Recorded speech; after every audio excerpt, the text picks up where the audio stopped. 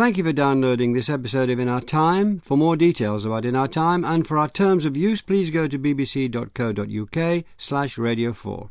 I hope you enjoy the programme. Hello. It's claimed that Rabindranath Tagore was at one time one of the most famous poets in the world. Born in Calcutta in 1861, he became the first non-European to win the Nobel Prize for Literature. W.B. Yeats and Ezra Pound were great supporters. A commanding figure in the Indian Renaissance of the 19th century, Tagore also played a major part in India's independence movement. The first Prime Minister of India, Nehru, said he had two gurus. Gandhi was one, the other was Tagore. He wrote novels and plays, he painted, composed thousands of songs, and two of his many poems became the national anthems for India and Bangladesh. With me to discuss Tagore are Chandrika Kaul, lecturer in modern history at the University of St Andrews, John Stevens, Leverhulme postdoctoral fellow at SOAS, University of London, and Bashabi Fraser, professor of English literature and creative writing at Edinburgh Napier University. Chandrika Kaul, I mentioned the Indian Renaissance. Why was Bengal particularly vibrant about the time of Tagore's birth in the 1860s? Well, the Bengal Renaissance, as it is referred to, is really a 19th century phenomenon, which is conventionally attributed to have started with Ram Mohan Roy, who died in 1833. And yes, it is, the Tagore family played a big part in it, and it's sort of taken to end with the death of Tagore, Rabindranath Tagore, in 1941. Bengal played a leading part in it because there were three aspects to the Renaissance and Reformation.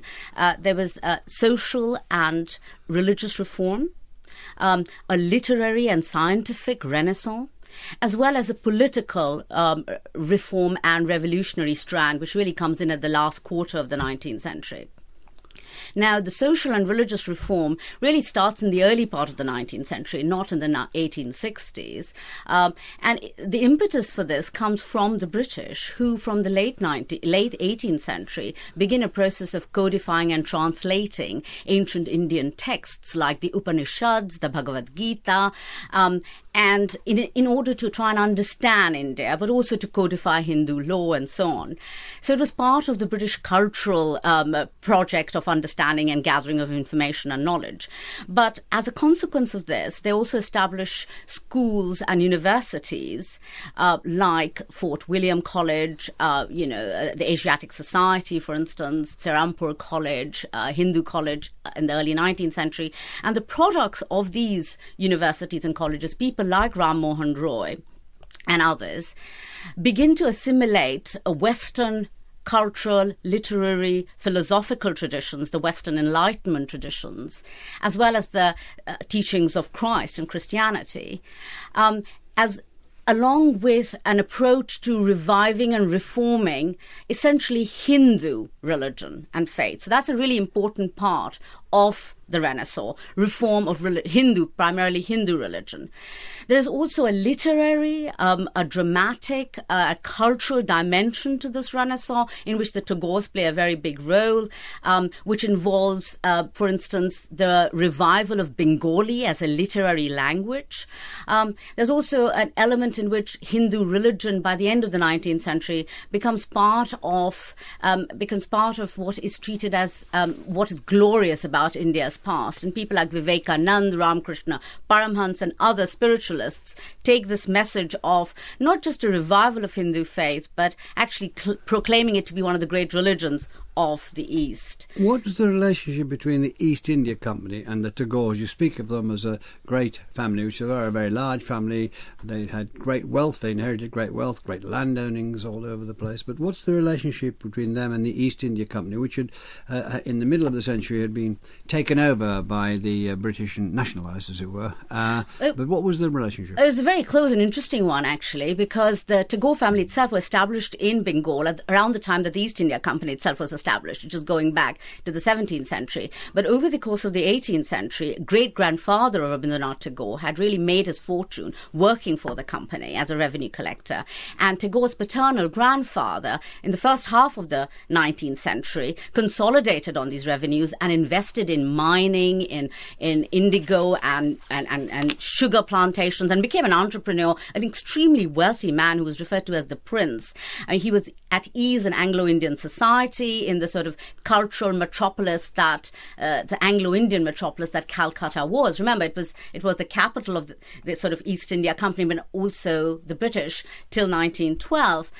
He was at ease with sort of Anglo-Indian society. He twice went to Britain. He dined with Queen Victoria. He was feted by the Lord Mayor of London. So he was an assimilated Indian who benefited from the commercial and economic opportunities thrown up by the East India Company. In fact, he is reputed to have formed the first company, the first sort of British Anglo-Indian company, Tagore, Carr and Sons in Calcutta. John Stevens, one of the key developments associated with the Tagores is Brahmo Samaj. What was that and why did it matter?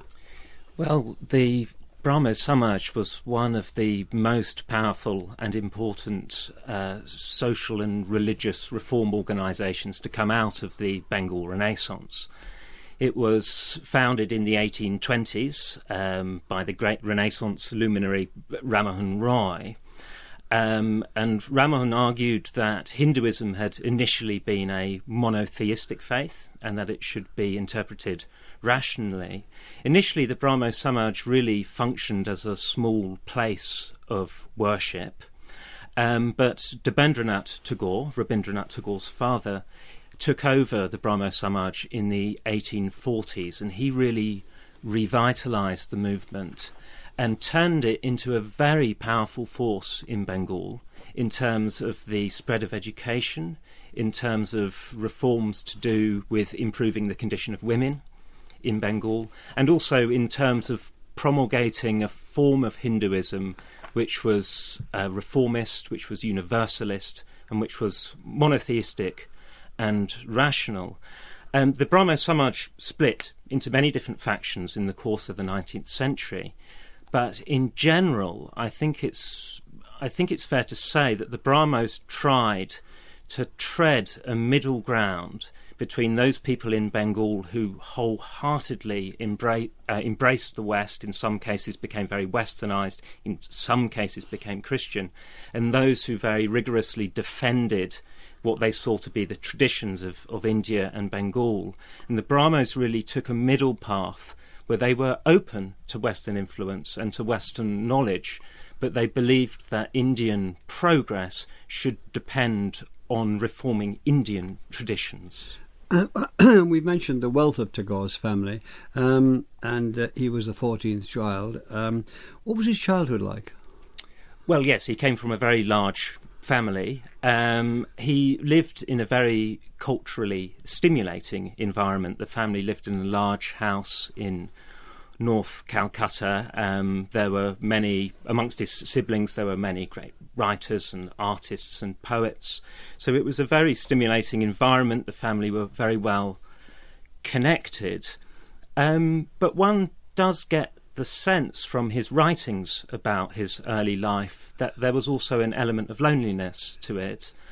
He was largely raised by servants. It doesn't seem that he was particularly close to his parents, and also he never got on very well at school.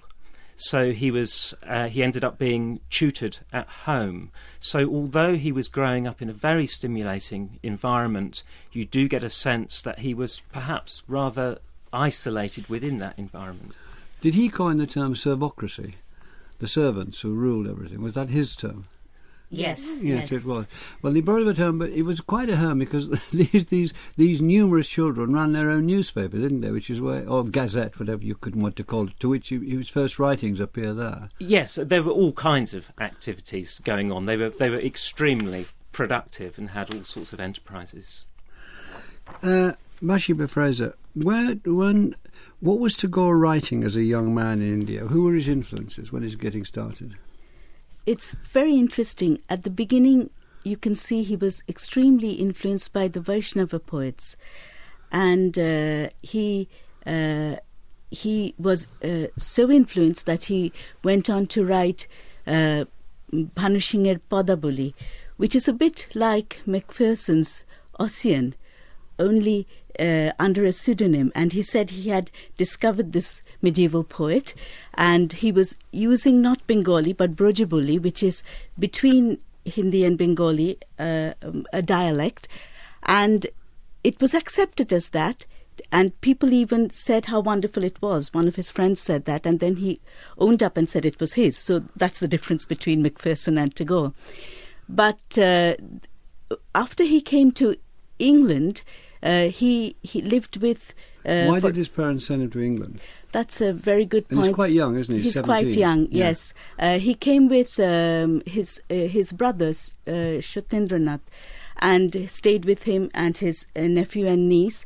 But at one point he was with the Scott family, and the three girls played the piano and played Irish melodies, and two of them were even Burns songs, which he adapted later on. So when he came back from England, so 1877-78 was Bhanusingher Padaboli, and 1881 you find him doing Valmiki Pratibha, which is a libretto. The earlier one was also an operatic. But why did he come to England? Why did they send him to England? He came to study law, but he didn't progress much with it. He did attend literature classes, and but he went back. It was a bit like what you mentioned, Chandrika, about his schooling. He wasn't made for structured studies which were compartmentalized. He liked interdisciplinary studies. But I think going back to the period when he was writing as a young child, John mentioned the various magazines in the family. There was Bharati, which was edited by his brothers. He read at the Hindu Mela in Valmiki Pratibha. He acted himself, which was played out in Jurashako, the Tagore family seat in the courtyard. He actually played Valmiki, so he took part in his own writing. And he wrote several collections of poetry at this time.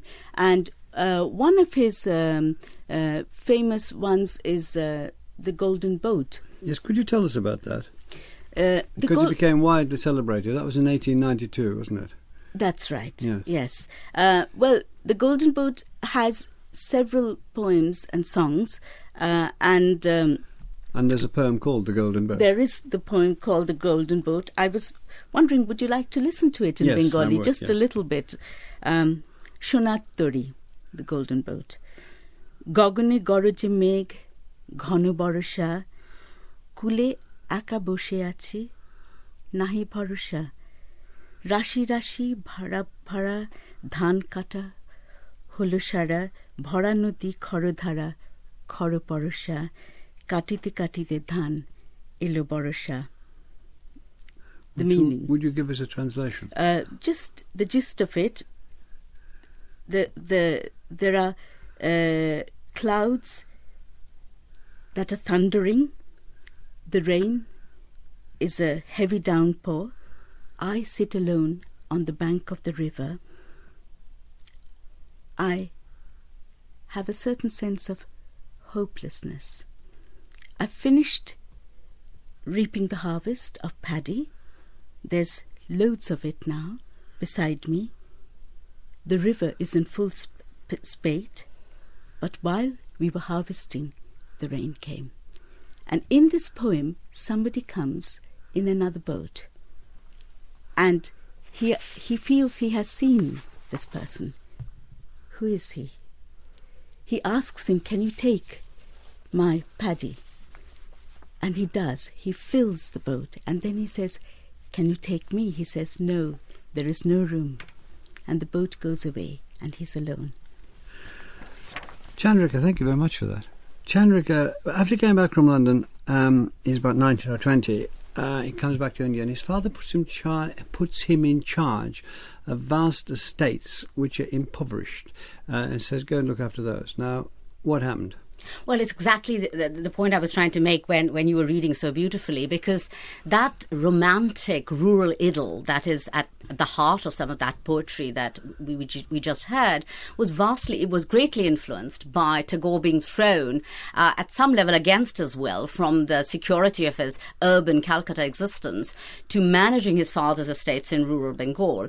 And it was the first time that he came to meet villagers, the common sharecroppers He was instructed to collect rent and report on that once a month to his father back home in Calcutta.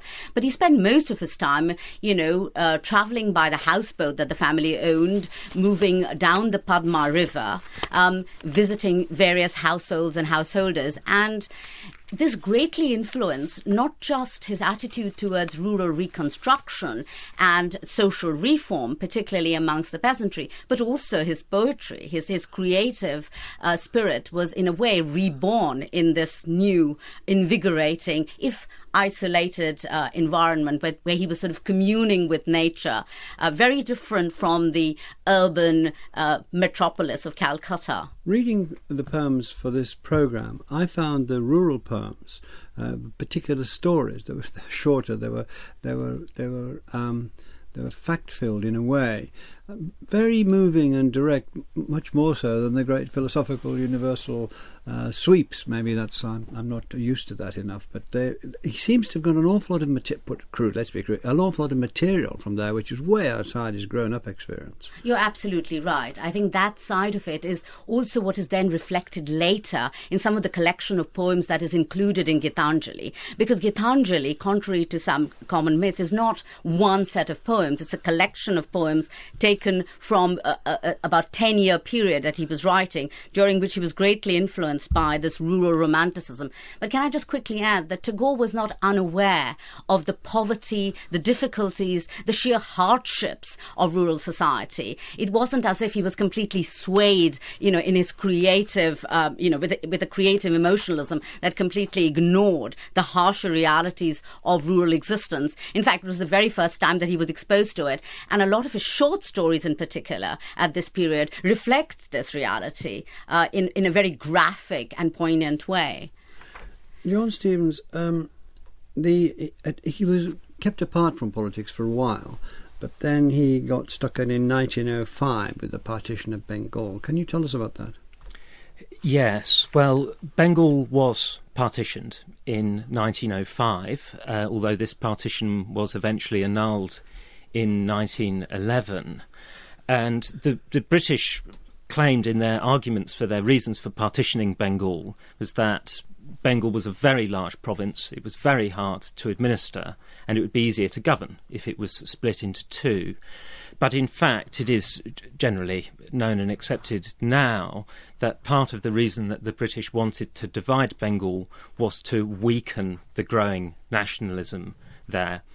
And so you can see this partition as part of the British policy of divide and rule. And it was really at this time that the idea of a Muslim East Bengal and a Hindu West Bengal, the seeds of that idea were sown. Now, a movement emerged very quickly in opposition to this partition, and this was called the Swadeshi movement, which was an economic form of resistance. It varied, but it certainly involved the boycotting of British goods, the promotion of indigenous produce, and Tagore was part of this. And Tagore became part of this. Yes, he was very much in favour of the boycott of British goods, although he wasn't in favour of the destruction of British factories. He wrote songs and poems in favour of Swadeshi. He led a big Swadeshi procession through Calcutta. Was this rather difficult for him, because he was at that time he's still very pro-British, very pro, and the whole of his life he wanted East and West to intermingle and join together. Was this it seems like a slight sidestep for him, doesn't it?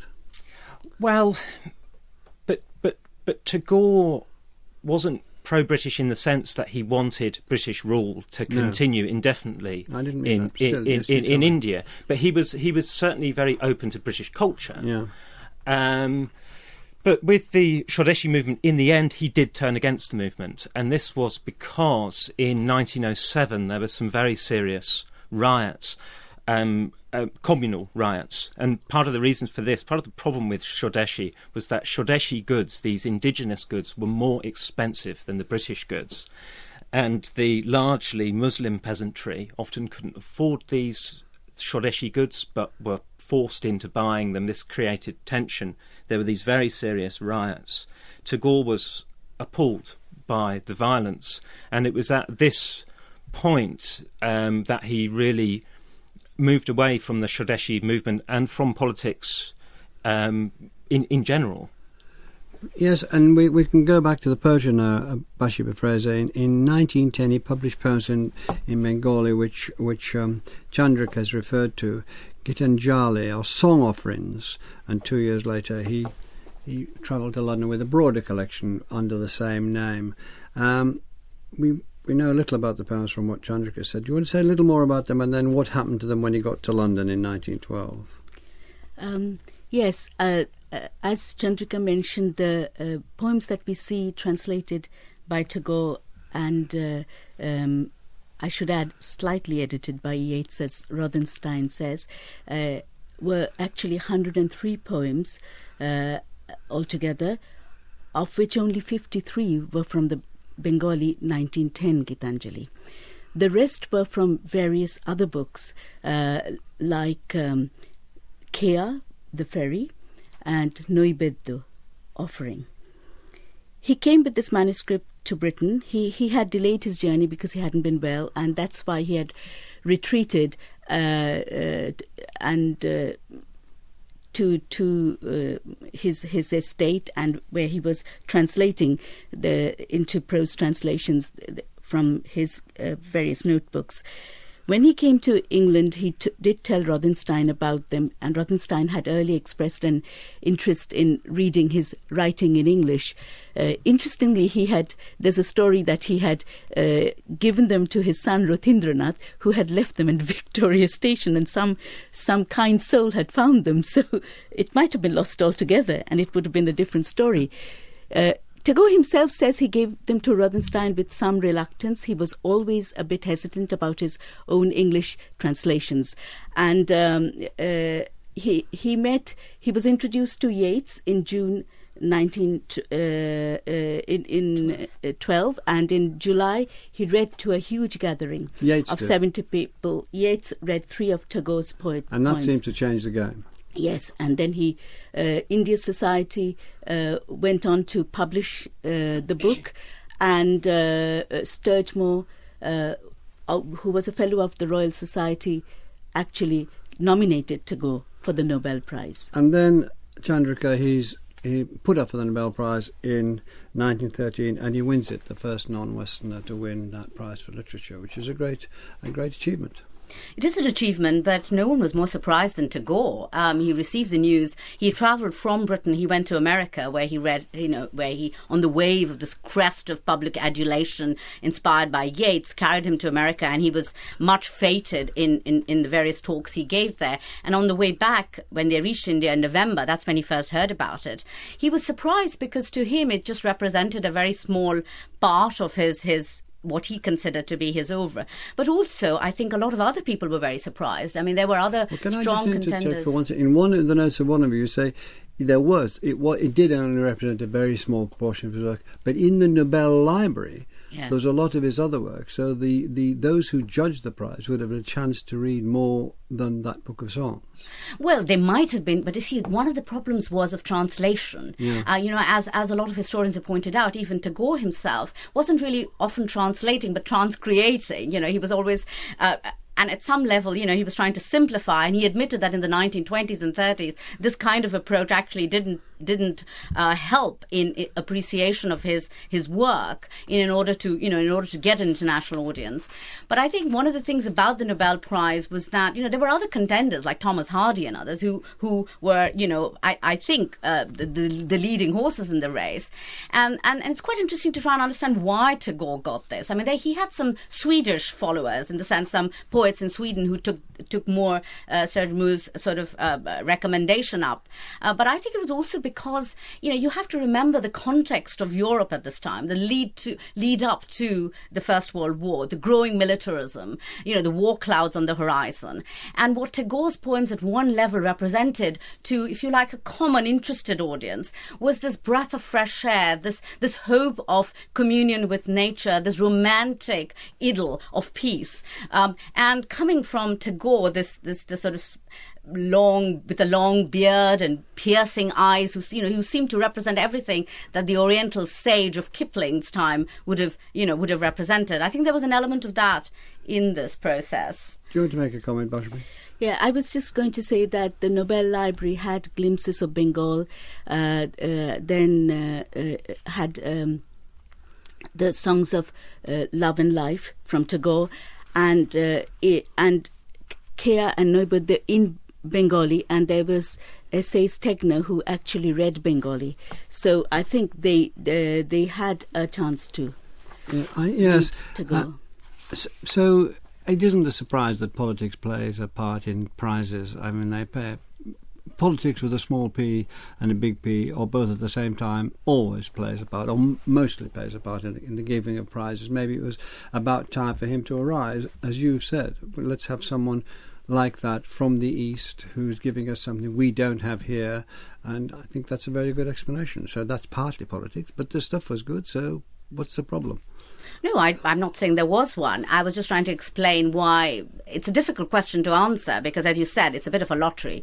And I was also trying to explain what happened afterwards in the 1920s and 30s when even Tagore admits very mediocre translations of his own work hit the market in the West. And there is a bit of a backlash. I mean, he's criticised amongst the very ones who were sort of supporting him. And I know that I'm You're getting ahead. Ahead, yes. The cart's getting ahead of the horse, I'm afraid, at the moment. So if we just move to that just a little later. I want to take John Stevens here. And the knighthood in 1915, that again, by George V, that again must have been a surprise for him and a big acknowledgement.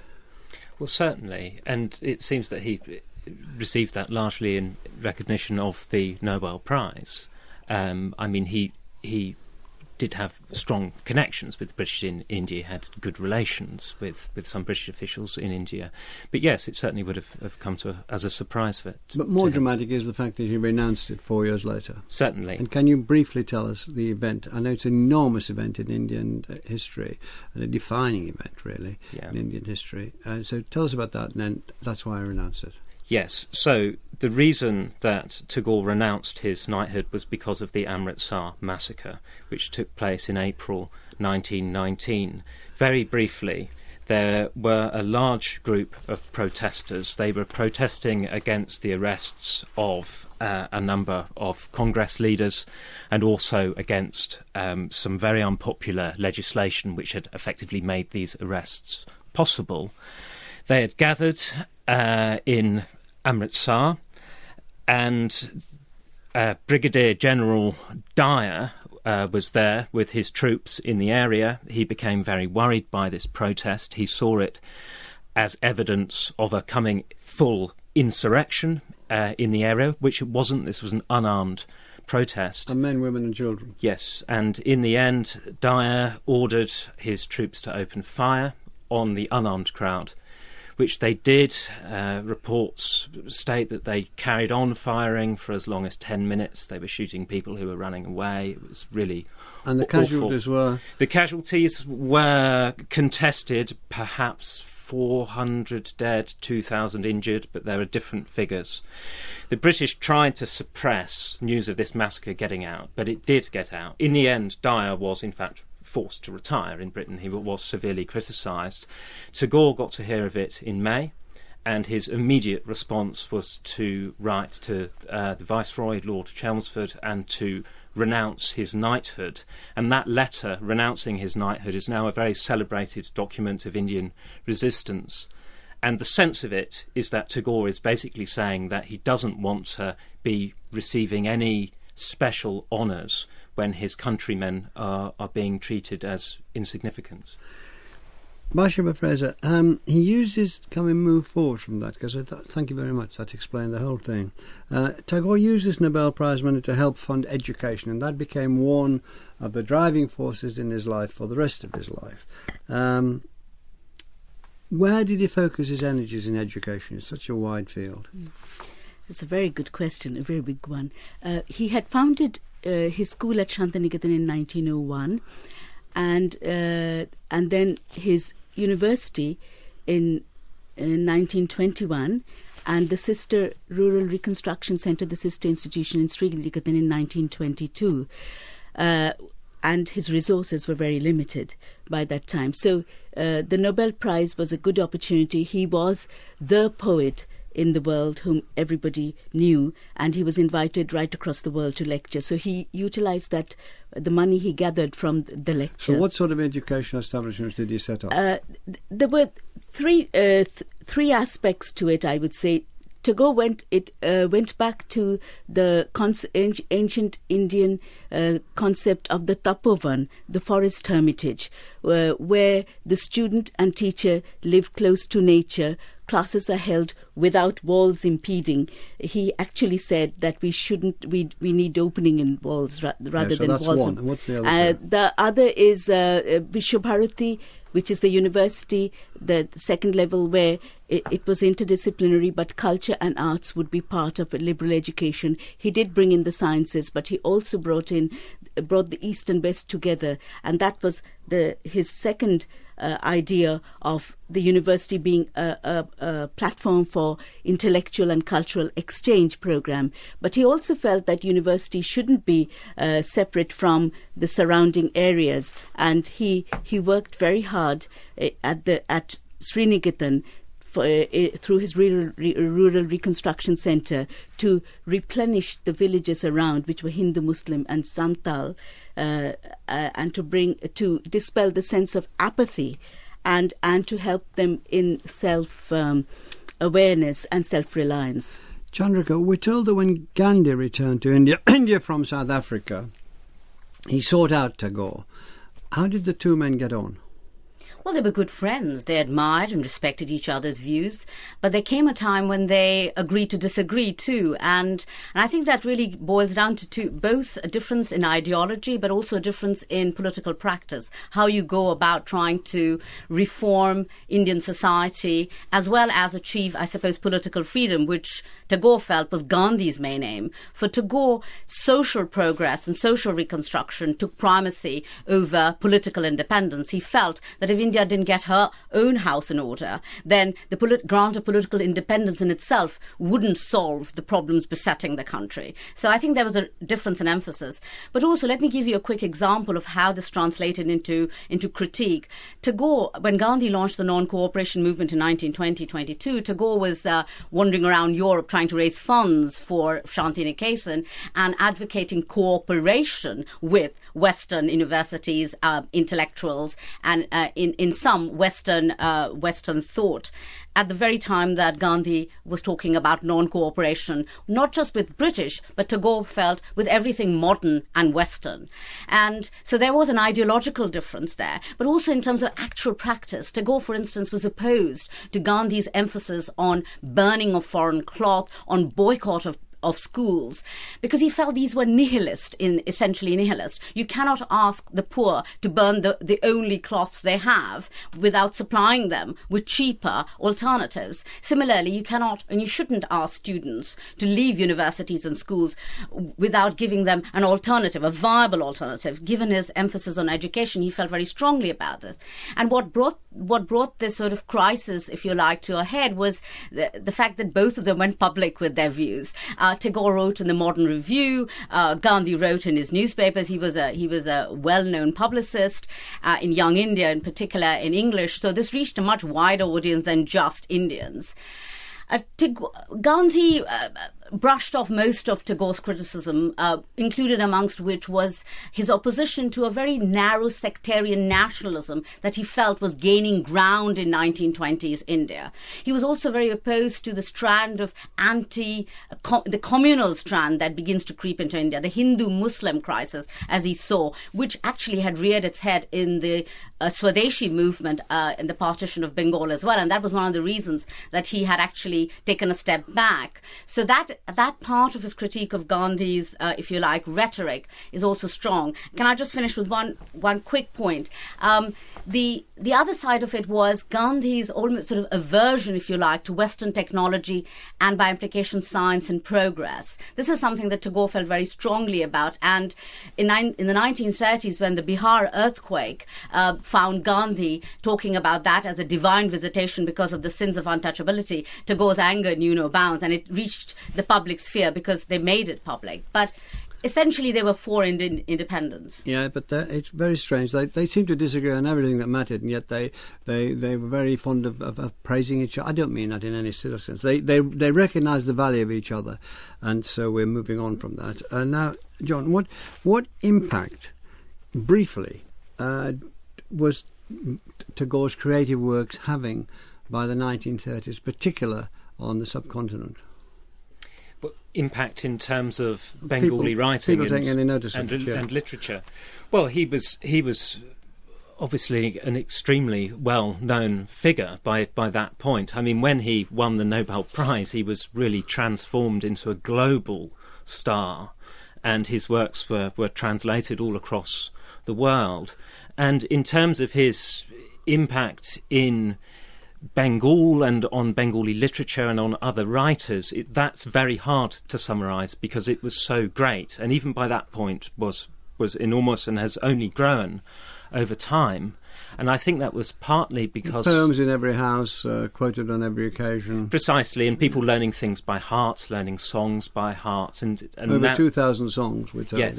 Yes, and now his works are very, very widely read, very well known. Translated into many of the Indian languages. Yes, yeah. And another thing about Tagore's output is there was so much of it, and in so many different genres. He wrote novels and poems and plays, short stories, songs, dance dramas. You can go on.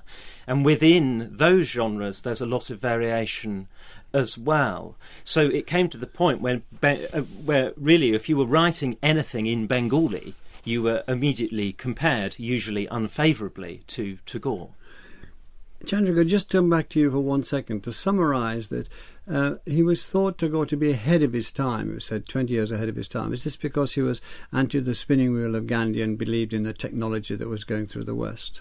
But certainly he was very exposed to it, given that his whole family was such an assimilated family, travelled abroad. He visited 5 different countries and 5 different continents and 30 different countries, I was reading somewhere. He was exposed to the benefits of Western technology, scientific progress. He embraced this. So let me give you a quick example. The birth of broadcasting in India. Gandhi and others actually shunned broadcasting. Tagore embraced it, used the mic to broadcast not just his political and social message, but often reading his own poetry too. He wrote a poem, Akashvani, particularly to celebrate the opening, for instance, of the medium wave transmitter in Calcutta.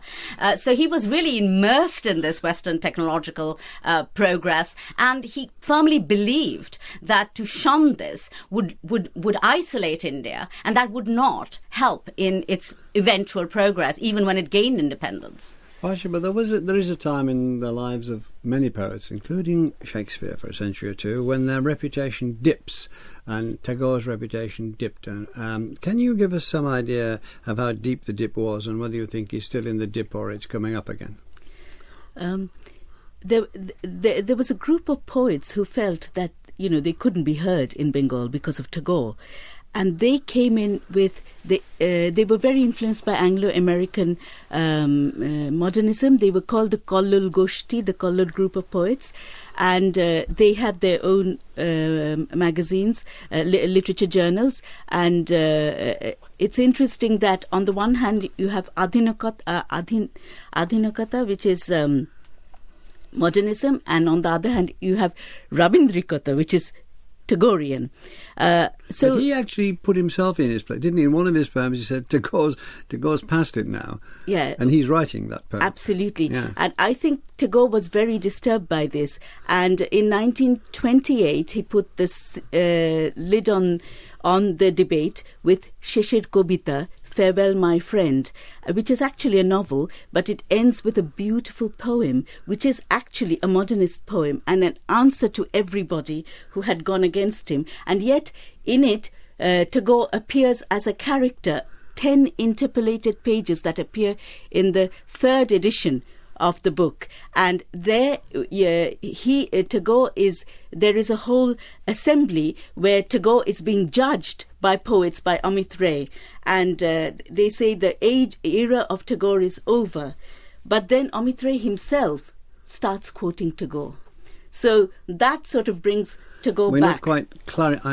Maybe there's no clear answer to my rather too obvious question, but can you have a go at it? His reputation did dip for a while, didn't it? In the 40s, particularly 50s. Am I wrong here? No, you're certainly no, absolutely not. In the 1920s and 30s, and something that Tagore himself regretted and picked up on. And this goes back to what I said. It's about the lack of access to his poetry in Bengali. Though there was a spate of translations, the quality of those translations were often suspect. Right. So his reputation suffered a dip. But can I just quickly point out a couple of other things? One was his critique of nationalism, which he makes during the First World War. And he goes around Japan, China, and the United States talking about this. And this creates a certain political backlash that has implications for his reputation as a poet, inevitably. The two cannot be delinked. He talks about the crisis of civilization in the 1920s and 30s. But the other positive, and I think a side of Tagore's reputation in the 30s, is the fact that he reinvents himself now as a painter, as an artist. And it is his paintings that in the 1930s are widely exhibited in Paris, in Berlin, in London, in Moscow, and receives very flattering praise. So he's a polymath who doesn't quite go away, though the attention shifts, if you like, to some extent from him as a poet. Briefly. The dip in Tagore's reputation is because of the politics of the time as well. And the nationalist movement was picking up. But also, I think he was also quite disillusioned by the fact that India still wasn't free and that the world was dragged into Second World War. And after independence, India was partitioned. So Tagore was proved right once again that divisive politics don't go anywhere. So with the nation building that emerged in the world, in both India, rebuilding in Europe, Tagore was no longer a priority till the centenary of Tagore and the 150th anniversary of Tagore, when there were further resurgences. But isn't it ironic then that Bangladesh... Can I just ask John Stephen one final question? What do you think is the strongest part of his legacy is now? The strongest part of his legacy, well, in West Bengal and Bangladesh, his legacy is visible everywhere because he's so deeply imbricated. I'm sorry about Bengali that. I shouldn't culture. have asked that question. We're beyond time. It's entirely my mismanagement. Thank you very much to Chandrika, Kaul, Bashabi, Fraser, John Stephen. Next week we'll talk about the Lancashire cotton famine which came back as a result of the American Civil War. Thank you for listening. And the In Our Time podcast gets some extra time now with a few minutes of bonus material from Melvin and his guests. But anyway, I thought it was very good. Much. We got a lot in. Yeah. Yes, it's very clear. I think people who didn't know will learn a lot. People who do know will be reassured that there's still a great deal to talk about. But I don't know what you thought. What do you think, John? Yes, I mean, we did cover a lot. It would have been nice to have gone a bit more into his critiques of nationalism and to his... I was trying to get that into his real universalist philosophy. Yeah. Exactly. Because I think that's so important. That's his legacy, in terms of his legacy. That's what I was going to say. Yes, I thought you might be. Yes, yeah. I couldn't agree with you more on that. The whole idea of unity in diversity, which is so important but in India. That's a saying that Tagore of Tagore's that has been adopted by the government of India, unity in diversity. But also, I think what people don't often realise is that there are two kinds of nationalism that he's talking about. The nationalism with the nation with the small n, which is society, and the capital N, which is actually state-operated, coercive forces. That's exactly. I was trying to hint at that. The narrow sectarian nationalism that he critiques so vehemently in his book in the First World War, and that's something that he critiques across the board. It isn't just India. It's about Japanese militarism. It's about what's happening in Western Europe with the war. I mean, I think it was The Nation in New York says that Gandhi was lecturing about this in America in 1916 and 17, and The Nation said that we are being treated to, not Gandhi, sorry, Tagore, and The Nation said we are being treated to Tagore's scoldings at $700 a scold. Oh, that's right. That he was coming and lecturing to them when they were dying, on the battlefields of Europe, and this really added to this backlash, if you like, against Tagore in general. I believe he got himself in trouble in America. There wasn't time to go into it. He wrongly thought to have been implicated in a plotting with the Germans against America, but it all got There was also something about young Indian revolutionaries out to plot and kill him, and who got into an argument and forgot that they had to kill him. I mean, it's all very silly, but I do think. But it wasn't silly. This critique idea of nationalism wasn't. But I seem to. You tell me that I'm wrong here, but the idea that the Americans thought that he somehow was implicated with the German cause in 1917 lessened his reputation in America considerably. Is that right? It was right, because the British Foreign Secretary in America actually told the American government that he was dangerous, and he was actually colluding with the Germans, because he had been very popular in Germany earlier. And also there was this fear when he went to Japan in 1916 that he went there again to solicit Japanese Why did assistance. Why did he travel so compulsively? I should have asked that, really. Yes, he wanted to. I think he didn't just see India needed to. India needed independence. He felt, as you said, Chandrika, that India needed to communicate with the world. The program. Yeah, no, you did say. I think the program's still going on. Yeah, so communicate with the West. Yes. But also, he was quite unique in India that he wanted to also communicate with the East, with Japan and China. Absolutely, yeah. Most people were looking to the West. Only. Yeah, and he was internationalist. He was internationalist. He absolutely believed that the way forward for the world was for different cultures to interact with each other. That's what he believed. He never bought into the idea that India should be transformed in the image of Britain, although he was very welcoming to British culture. He never bought into the idea that India should isolate itself from other parts of the world. He really felt that if there was to be any progress, then cultures needed to interact with each other. So I think that his very wide international travels were really him putting that philosophy into practice. Here's Simon Tillotson, our producer. There are many more Radio 4 arts and discussion programmes to download for free. Find these on the website at bbc.co.uk/Radio 4.